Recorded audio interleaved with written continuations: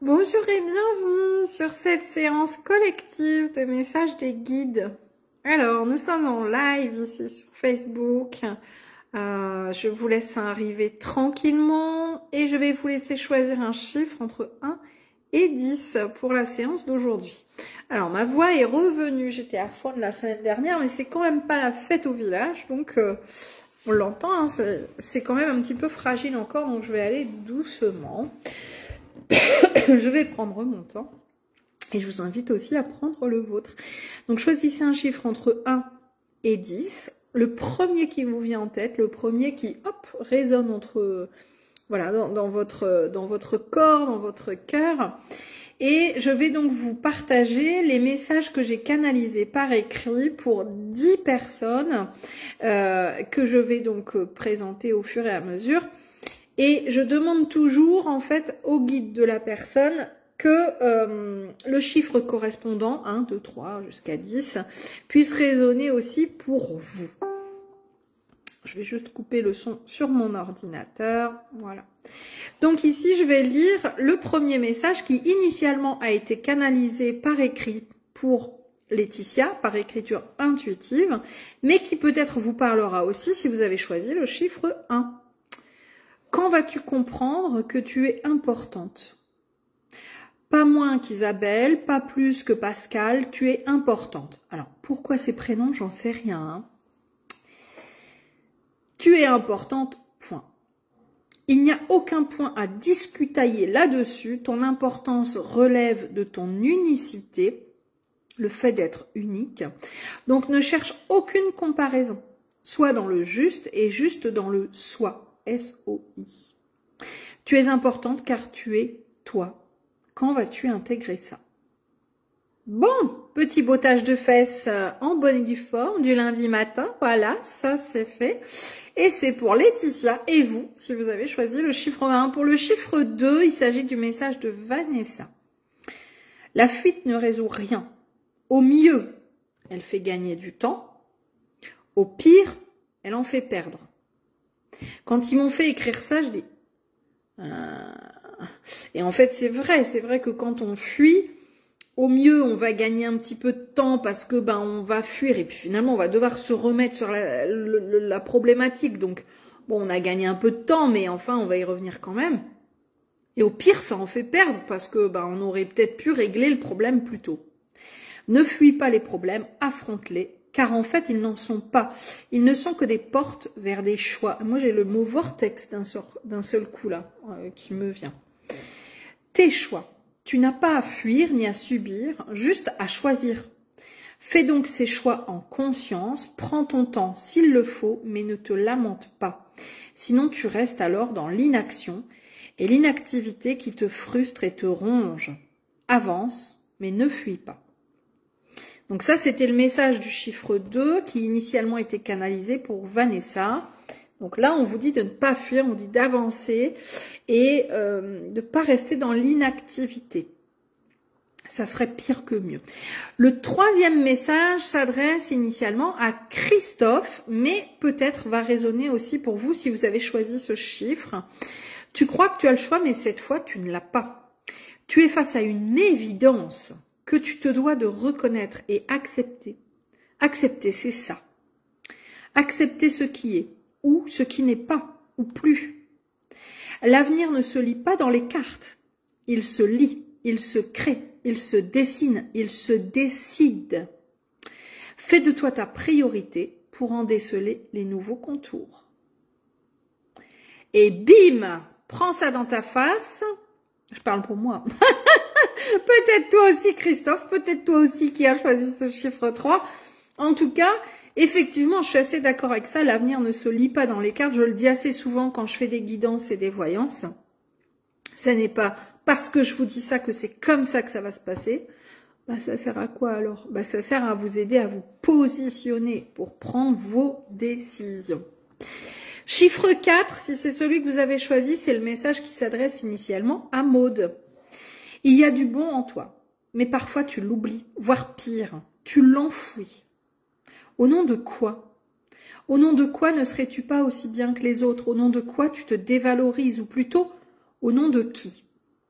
On m'a fait mettre entre parenthèses le père. Quelle est la relation au père, à la figure paternelle? Tu as besoin de chaleur, d'un espace-temps, de cocooning, de retour à soi, de retour aux sources. Et là, pareil, on m'a fait mettre autre chose entre parenthèses, la famille. On me parle aussi peut-être d'un décès, récent ou ancien, mais qui aurait une incidence aujourd'hui. Tu as besoin de te préserver et de te retrouver. Sois douce avec toi. Ta propre chaleur alors réchauffera ton cœur.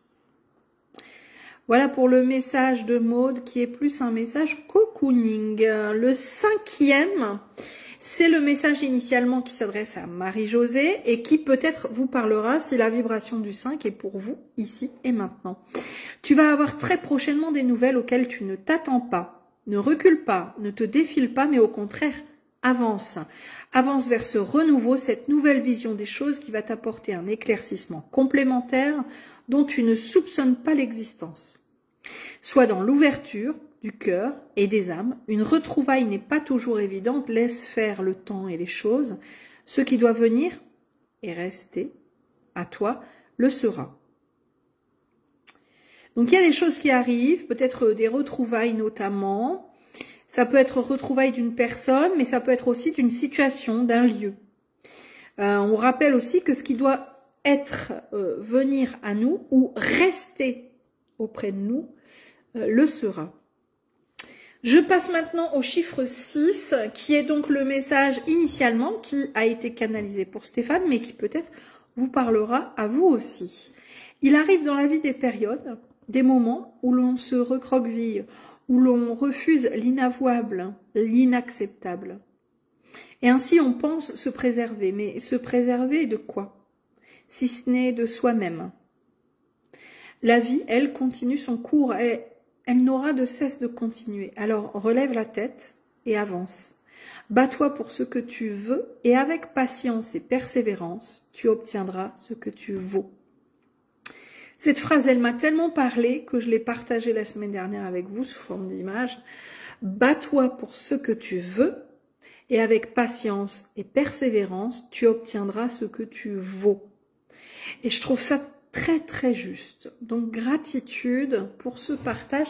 Je passe au chiffre 7, si c'est le chiffre que vous aviez en tête, c'est un chiffre qui est souvent demandé, eh bien c'est le message d'Axel. Axel, tu ne dois pas avoir peur. Ce qui arrive est magnifique. Le changement n'a pas toujours que du bon, car il bouscule, il fait peur, vous fait parfois sortir complètement de votre zone de confort, mais était-ce vraiment si confortable, finalement?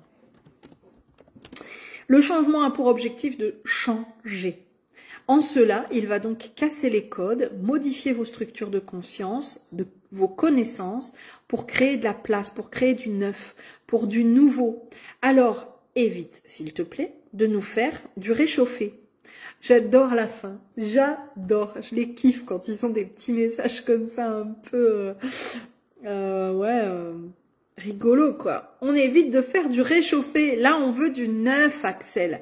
Forcément, il y a peut-être des choses qui vont être un peu lourdes, peut-être qu'il y a des choses qui vont devoir nous sortir de notre zone de confort, mais est-ce que c'était si confortable? C'est ça la question quoi. Et dans tous les cas, pour avoir du neuf, eh ben il n'y a pas, ça sert à rien de réchauffer et réchauffer et réchauffer et réchauffer un plat. Chez vous, vous ne le feriez pas parce que vous savez que ça n'est pas bon. N'est pas bon pour la santé. Vous avez mangé quelque chose qui a été réchauffé je ne sais combien de fois, c'est plus bon à force. Bah là, c'est ce qu'on vous dit. Du neuf, du nouveau. Le chiffre 8 est le message qui s'adresse initialement à Laurence. Et peut-être à vous aussi, si cette énergie du 8 vous parle, t'énerver ne servira à rien. Tu auras beau pester, ça n'avancera pas plus vite. Le temps a parfois une prise sur vous que nous ne comprenons pas. Il fait de vous des marionnettes, tantôt à vous morfondre, tantôt à vous agiter. C'est vrai, hein? Franchement, vivement les vacances. Oh, elle arrive à quelle heure déjà? C'est dans combien de jours Noël? Et puis, d'autres moments, vite, dépêche-toi, il est l'heure d'aller à l'école, là. Je t'attends, tu traînes. Allez, on se dépêche, là. Hop, hop, hop. Le train va pas nous attendre. Allez, non mais attends, ce dossier il devait être fait depuis déjà 2 semaines. Tu dois le finir pour ce soir, c'est tout, c'est comme ça. Voilà. Donc cette notion de temps, effectivement, comme nous disent les guides, ça fait un peu de nous les marionnettes quand même.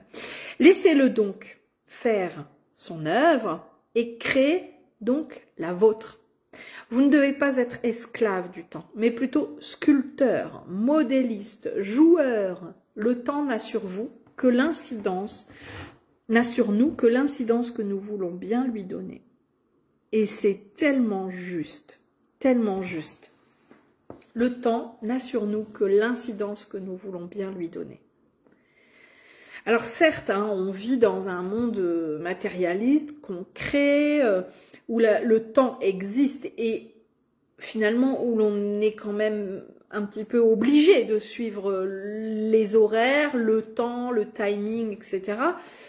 Parce que sinon, je sais pas, moi je sais que si j'arrive en retard même de quelques minutes chez mon dentiste, il l'apprécie pas du tout, ce que je peux tout à fait comprendre, hein, c'est pas un jugement. Hein. Si j'arrive en retard à l'école, les grilles sont fermées. Ou si j'arrive en retard à l'école le soir, eh ben, mon fils va aller à la garderie et je devrais payer la garderie. Donc, il y a forcément des incidences, hein, si on est en retard ou au contraire, si on est trop en avance, on peut louper des choses, etc. Mais là, on nous dit attention de ne pas non plus être esclave et marionnette de cette notion de temps. Attention à l'utiliser à bon escient. Alors, je vais passer maintenant aux messages 9 et 10, alors qui ont été offerts à 2 personnes qui participent à mon coaching qui s'appelle l'école de l'intuition, où en fait il y a eu une demande très très forte et je pense du coup reprogrammer ça. Alors, je sais pas si je le ferai en décembre. Je pense que oui, mais sûrement à cheval sur novembre-décembre parce qu'il y a un gros besoin.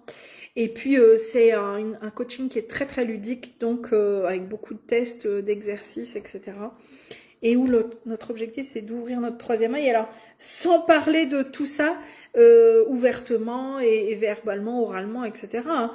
Mes enfants ne m'entendent pas, la journée ils sont pas là, mais hier soir ils s'étaient collés une gommette couleur violette, faut quand même le faire, c'est la couleur du chakra du 3e œil. Et le grand de 12 ans disait allez viens Adriel, Gaïa nous a appelés, on doit sauver la terre, pouvoir 3e œil. Et là mais j'étais morte de rire, forcément hein, avec mes 2 lutins là. Et je me suis dit, mais punaise, ils sont carrément dans cette énergie que j'ai. Je suis en train d'essayer de mettre en œuvre et partager, en tout cas, partager sur mon groupe de coaching, l'école de l'intuition, qui est principalement l'ouverture du 3e œil. Et là, ils me sortent ça et je me dis, wow, les gamins, ils sont connectés, quoi. Ça, c'est super. Donc, 2 places ont été offertes sur ce groupe. Que je vous inviterai à rejoindre sur la prochaine session si vous le souhaitez. Il y avait un tarif libre en plus, donc c'est assez appréciable.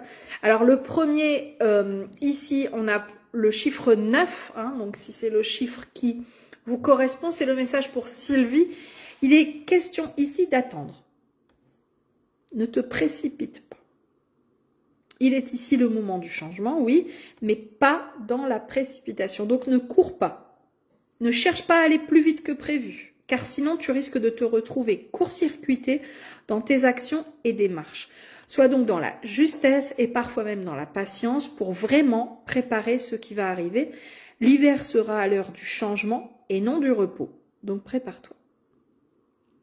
Ça, c'est pour le message de Sylvie et pour le chiffre 9 si c'est celui que vous aviez choisi. Et si vous avez choisi le chiffre 10, il s'agit de l'énergie de Nathalie, où on vous dit, s'il faut bien que tu crois en quelque chose, c'est bien en toi. De où tu crois qu'on tire notre force? En nous-mêmes. Personne ne vient nous nourrir si ce n'est nous-mêmes, nous-mêmes avec le M. Tu es à un carrefour de ta vie, je sais, mais qu'est-ce que tu vas choisir? La peur ou l'amour? C'est ça la question. C'est ça la vraie question. Désolée. Bien sûr, je connais ta réponse. Là, comme ça, tout de suite, mais dans les faits, Dans ta réalité concrète et construite, que choisis-tu? Qui choisis-tu? C'est ça, hein, si je vous pose cette question, si on se pose la question là comme ça tout de suite, vous choisissez la peur ou l'amour? Là, vous allez me dire, bah l'amour, hein. Oui, 11h11. Merci. Mais concrètement, dans les faits, est-ce qu'on choisit toujours l'amour? Est-ce qu'on est toujours dans ce choix de nous-mêmes? Même M apostrophe A-I-M-E. Est-ce qu'on s'aime suffisamment pour se faire confiance, pour se faire passer en priorité? Est-ce que dans les faits, on n'est pas quand même parfois tiraillé par notre mental, par notre ego qui nous dit méfie-toi quand même. Alors attention, il a son rôle à jouer, hein, ce mental. Heureusement parfois qu'il est là pour nous éviter certains dangers, je l'entends. Cependant, là, on vous dit concrètement dans les choix à faire, dans les situations que l'on vit, dans les personnes que l'on rencontre, est-ce que, posez-vous toujours cette question, quand vous êtes dans l'hésitation, est-ce que j'hésite parce que j'ai peur? Ou est-ce que j'hésite parce que vraiment je m'aime et je me fais passer en priorité et que je ne suis pas convaincue que ça soit le meilleur pour moi? Posez-vous toujours cette question. Quand vous êtes dans une hésitation, quand vous êtes à un moment donné de votre vie où c'est compliqué, quand vous êtes dans un choix à faire, quand vous êtes dans un doute, est-ce que je doute? Est-ce que j'hésite parce que j'ai peur de ce qui va arriver, de ce qui pourrait ne pas arriver, de ce qui va arriver, que je sais qu'il va arriver, mais que ça me casse un peu les pieds? Ou est-ce qu'au contraire, je suis dans l'amour de moi et de ce fait, je sais que là, je suis pas dans une situation qui m'est confortable? Voilà, voilà! Bon, je pense que ce 10e message et cette question du qui choisis-tu, que choisis-tu, la peur ou l'amour, ben finalement, même si vous n'aviez pas choisi le chiffre 10, à mon avis, ça vous parle quand même. J'espère que quand vous serez dans une situation comme ça, vous pourrez, je vais pas vous dire repenser à moi, on s'en fout de repenser à moi, mais repenser à cette question de vous dire peur ou amour. Est-ce que là, la question que je me pose, l'hésitation dans laquelle je suis, elle révèle plutôt de la peur en moi ou elle révèle plutôt de l'amour pour moi? Dans tous les cas, prenez soin de vous.